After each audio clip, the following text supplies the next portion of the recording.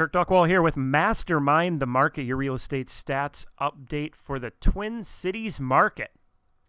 Well, is it a midsummer's night dream for sellers right now? What do I mean by that? I'll get into that in just 1 second.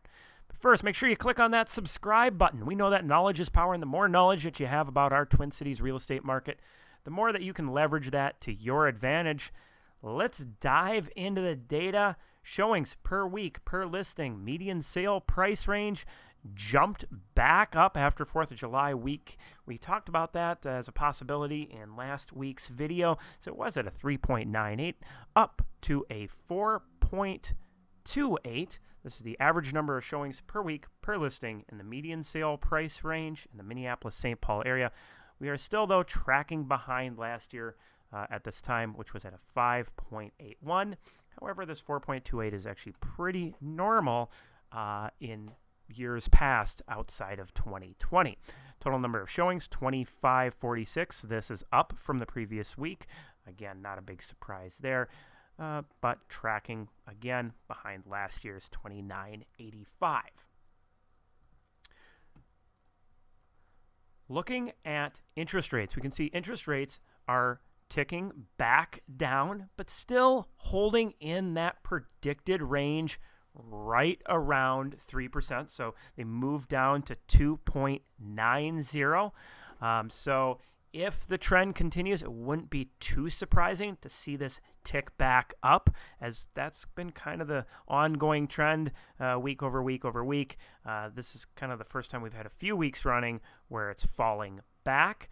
But there are some concerns about that moving back up slightly, but not too drastic of a change over the next few months.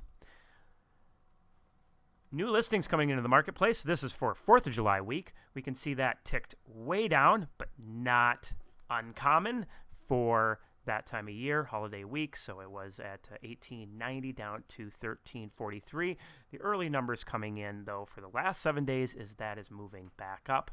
Pending sales holding relatively flat when we look week over week. However, it is ahead of last year's numbers. And inventory of homes ticking back down with that low injection of inventory coming into the market. So where is this bringing our market meter? We can see that it moves down week over week, was an 8.23 down to an 8.07. So although showing activity picked up a little bit with that supply and housing affordability, we see that meter move back down. So what does that exactly mean?